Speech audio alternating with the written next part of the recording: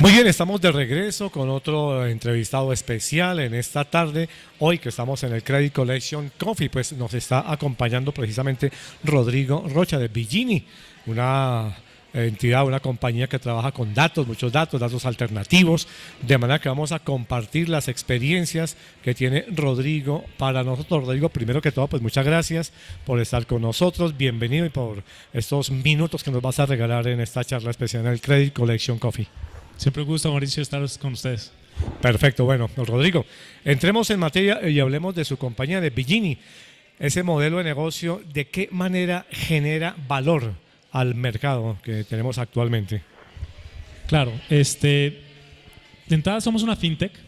Nosotros, nuestro principal aporte es básicamente la agilidad que el mercado fintech le puede dar en asociación con entidades financieras, ¿no? Es como que el principal aporte que hacemos, ¿no? Nosotros somos especialistas en el uso de datos alternativos, principalmente de psicometría y datos de dispositivos móviles como Android y iOS.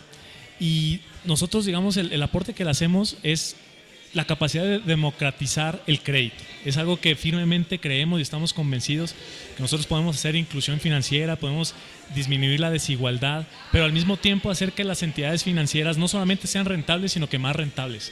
Hay un porcentaje de la población supremamente grande que no tiene acceso a crédito al día de hoy.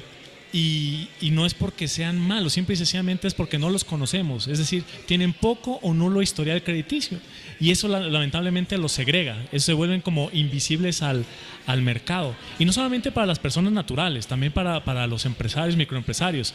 A veces las entidades financieras no saben cómo evaluar a un cliente porque no es lo suficientemente grande como para ser una gran empresa, pero tampoco son tan chiquitos como ser una persona natural. Entonces se quedan perdidos en el medio y no hay las suficientes herramientas para evaluarlos. Entonces nuestro aporte a la economía, al sector, a la sociedad es esa capacidad de que damos herramientas para facilitar el análisis de crédito con soluciones predictivas y descriptivas.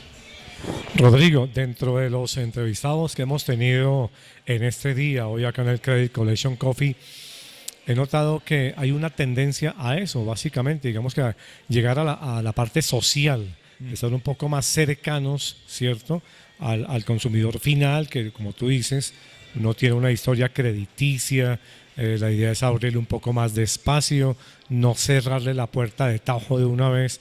¿Por qué crees que esté sucediendo esa tendencia? Claro, mira, lo que pasa es que el tema de inclusión financiera ha sido un problema de siempre. Como te contaba, tengo la oportunidad de asistir desde el primer evento de ciclo de riesgo y ahí era muy enfoque de base de la pirámide y estábamos ahí. Y sí, hay una proporción muy importante, grande, que no está siendo servida, ¿no? Sabemos que los índices, por ejemplo, de banca de las oportunidades nos dice, ¿sabes qué? La correlación que existe entre el acceso a crédito y el bienestar de las comunidades es una correlación muy alta. Pero eso ya lo teníamos. Yo creo que la pandemia vino a agravarlo todo. ¿Por qué? Porque además ya ahorita en este momento de recuperación en el que estamos, antes el reto era incluir financieramente en la población y ahorita estamos hablando de cómo le hacemos para reinsertar esa población, porque había gente que estaba bien con sus créditos y se cayó, se colgó.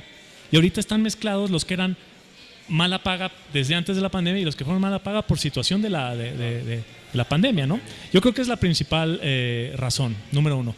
Y número dos, yo creo que también nos hemos dado cuenta que, oye, pues si ya todo era lo tradicional, se vuelve digital, si no tienes las suficientes herramientas y esa base de la pirámide o esos segmentos no desatendidos, en conjunto es muchísimo más grande el mercado que los sí atendidos. Como decía un amigo, es que si solamente le das crédito a los que ya tienes crédito, si solamente utilizas información tradicional para atender esos, es como querer cazar en el zoológico.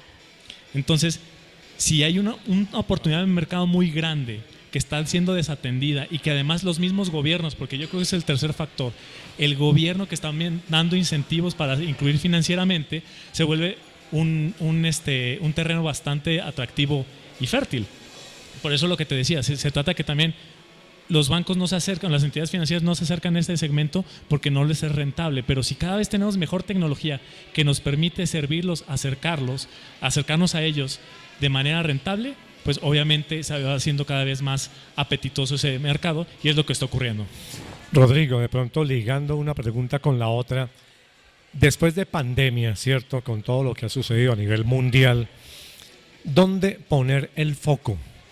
¿Cuál será ese punto de transformación, de dedicación, de tiempo, de fijarnos exactamente para poder continuar con ese aprendizaje que nos ha dejado la pandemia? De manera que, pues, ¿dónde poner ese foco, Rodrigo, en este momento? Claro, como te decía, yo creo que en este momento ya no solamente se trata de inclusión, sino reinserción financiera. O sea, toda esa población que por X o Y situación cayeron en ese tema de impago, es reinsertarlos. El siguiente punto como para enfocarnos es obviamente a esas poblaciones pues desatendidas. Definitivamente hay un nicho de mercado muy muy grande que no está siendo servido. Es utilizar herramientas digitales, porque a esa población le vamos a llegar con herramientas digitales. Esos nichos a veces nos estamos dando cuenta que muchos de ellos se excluyen ellos solos. Se autoexcluyen. ¿Qué quiere decir? Como que no, yo no tengo información, como para qué me voy a meter una sucursal. Entonces yo creo que el foco es cómo están haciendo los neobancos, cómo están haciendo los challenger banks, para que si no son entidades financieras que tienen de mortero y concreto con oficinas, yo creo que el foco es cómo disminuimos y hacemos más eficientes las operaciones, sirviendo de esa manera. Y por último diría el poder de los datos. Cada vez los datos son más relevantes, ¿no? Los canales, todo este potencial de la transformación digital también hace que se generen una cantidad exorbitante de datos. Entonces estamos nadando en una verdadera piscina de datos, y yo creo que el nombre del juego es quien verdaderamente sepa entenderlos, administrarlos y hacer verdaderos modelos tanto predictivos y descriptivos para monetizar con ellos. Perfecto. Rodrigo, ¿qué le falta a la oferta financiera en Colombia para llegar certeramente a lo social y a lo económico, en su punto de vista? ¿Qué le falta? Lo que pasa es que tenemos un reto muy importante que no todos los países lo tienen, que es el tope de la tasa de máxima permitida, la usura, ¿no? Entonces, eso le quita muchos grados de libertad. Entonces yo creo que lo que falta es verdaderamente, yo creo que ha contribuido mucho a raíz de la pandemia los incentivos, los subsidios que se entregaron para generar ese enfoque a incluir financieramente, y que por ejemplo muchos segmentos y sectores, por ejemplo de Estados Unidos, ya pudieran acceder inclusive a cuentas de depósito en su celular. Pero yo creo que falta muchos de esos retiraron el dinero el mismo día o a los 2 días, y ahí se quedó. Yo creo que ¿qué le falta? Mejorar el uso de esas apps, de esos canales digitales, utilizar esa data para generar el siguiente producto de crédito, número 1, y para asociarlo con, te decía, de la tasa permitida. ¿Qué le falta a las entidades? Ser aún más eficientes y ser más hábiles, identificar el buen riesgo del mal riesgo para verdaderamente incursionar cada vez más en servir esas poblaciones. Eso no lo pueden hacer las entidades sin los suficientes datos. Perfecto. Rodrigo, vayámonos al otro lado. Hablemosle al colombiano raso, a ese ciudadano que, como tú dices, sí, de a pie, que a veces son invisibles para las entidades financieras, que muchas veces ellos mismos se excluyen, se autoexcluyen, como tú lo decías. ¿Qué consejo le darías? 2 consejos a ellos. ¿Cómo le hablarías para que perdieran ese miedo, ese temor, para que se abrieran un poco a ese mundo financiero, a las ventajas que pueden tener ellos, al colombiano que lo está viendo en un televisor allá en su salita común y corriente? Claro, qué curioso que me preguntes esto. Dicho sea de paso, nada de esto es ensayado, ¿no? Hace año y medio, dentro de todo el ejercicio que hago dentro del ecosistema financiero, también hago cosas de facilitador de interconexión fintech. ¿Qué es eso? Para facilitar que fintechs de Asia, del Reino Unido, de México quieran incursionar en Colombia. Y estamos haciendo un análisis de factibilidad, y algo que nos hemos dado cuenta, yo tengo 12 años de estar aquí en Colombia, y desde el día 1 hasta el año pasado que hicimos ese análisis de factibilidad para esta fintech, nos damos cuenta que el colombiano es supremamente desconfiado. Sí. Y es supremamente desconfiado hasta, por ejemplo, los productos de crédito. Es decir, oye, tú, si hubiera, y hacíamos esto, oye, si tuvieras una fintech que te ofrece un crédito de muy bajo monto, que te desembolsa en 24 horas, utilizando un mínimo de información, ¿tú lo harías? Y la gente dudaba. Y decía, oye, ¿pero por qué? No, es que de eso bueno, como que de Yo eso te iba a bueno, decir ese dicho, de eso no dan tanto. no dan tanto. Oye, pero es para darte un crédito. No, pero ¿qué tal si es una entidad que me hace fraude? ¿Qué tal si es una entidad que tiene estas características? Y obviamente no se le estaba pidiendo que pusiera depósito, que hiciera ahorros, era para ver el análisis de factibilidad de una nueva empresa. Entonces yo creo que la pandemia vino a acelerar a pasos agigantados lo que no pudieron hacer las entidades financieras y muchas otras entidades en muchos años, ¿no? Yo creo que ustedes vieron los memes de quién es el responsable de la transformación digital en tu empresa, el CEO, el CIO, el de tecnología, o el COVID, ¿no? Definitivamente fue COVID, ¿no? Entonces el consejo es que tengan cada vez más apertura a esas nuevas tecnologías, que las fintech tenemos una misión de darle agilidad. A veces competimos con el sector financiero, en mi caso no, porque más bien yo proveo las tecnologías, pero algunas fintechs que entran en el mundo del lending compiten con los bancos y no se cierran la oportunidad a apropiarse de esas nuevas tecnologías. Yo creo que era hace 10 años impensable, por ejemplo, lo que hoy hace Nequi, DaviPlata, con la facilidad de las transferencias, pero hoy ya lo podemos hacer. En países como Brasil, desde hace 5 años tú puedes ir por la calle y puedes comprarte una gaseosa pagando con una tarjeta. Claro. Eso era impensable ahorita para que se hiciera en Colombia. Hoy tú ya puedes hacer, y hemos visto en ciertas poblaciones, utilizan por ejemplo Nequi para todo, para pagos de 5,000, de 4,000 pesos. Claro. Eso, entonces yo creo que les daría que se abran, que tengan esa apertura y por último, que también no piensen que las entidades financieras son unos rateros, unos usureros.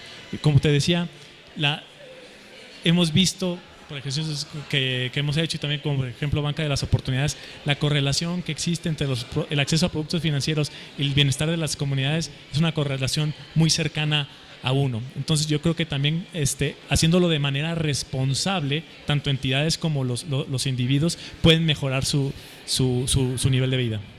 Rodrigo, ahora sí la última. En tu experiencia, estaba el dinero, pues el físico, el billete, después llegaron las tarjetas de crédito, después tarjetas de débito, tú ya lo mencionaste, vino Nequi, DaviPlata, toda esta clase pues de sistemas de pago. ¿Qué vendrá en 5 o 10 años? ¿Qué podemos tener? ¿Qué podemos esperar los colombianos por lo menos en el mercado? Claro, yo creo que poco a poco nos estamos abriendo a aspectos de Open Banking. Yo creo pues obviamente nuestras oficinas centrales están en el Reino Unido y como les decía en la conferencia, desde el 2018 ya los usuarios prácticamente tienen, a mi modo de ver, una portabilidad de sus datos. O sea, así como hace 10 años nosotros, si te acuerdas, tenías Comcel y empezaba con tal número, ya ahorita ya puedes tener por tu portabilidad de tu línea, ya te puedes llevar tus datos a todos lados, ¿no? Entonces yo creo que van a venir muchos productos muy interesantes que se pueden hacer gracias al Open Banking. Esto también va a haber un reto para las entidades, ¿no? Yo creo que vamos a irnos moviendo del Open Banking a datos bancarios al Open Finance, donde también no solamente los bancos, sino también entidades financieras reguladas y no reguladas y retailers inclusive, que tienen ciertas actividades de crédito o aunque no tengan actividades de crédito, la data transaccional que generan muchos de los retailers es supremamente valiosa. Entonces eso se va a abrir hacia el Open Finance para finalmente vamos a llegar a un espacio de Open Data.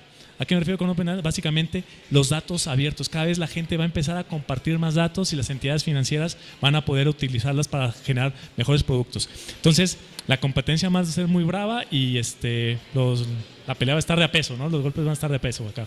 Perfecto, pues este último tema lo estábamos viendo precisamente en la conferencia que nos regaló Rodrigo hace algunos minutos dentro del marco del Summit 2022. Le agradecemos, muchas gracias Rodrigo Rocha de Bigini por estos minutos, por esa experiencia, por ampliar un poco más el panorama para ese colombiano, el común que está ya viéndonos y que quiere entender y acercarse un poco más al sector financiero.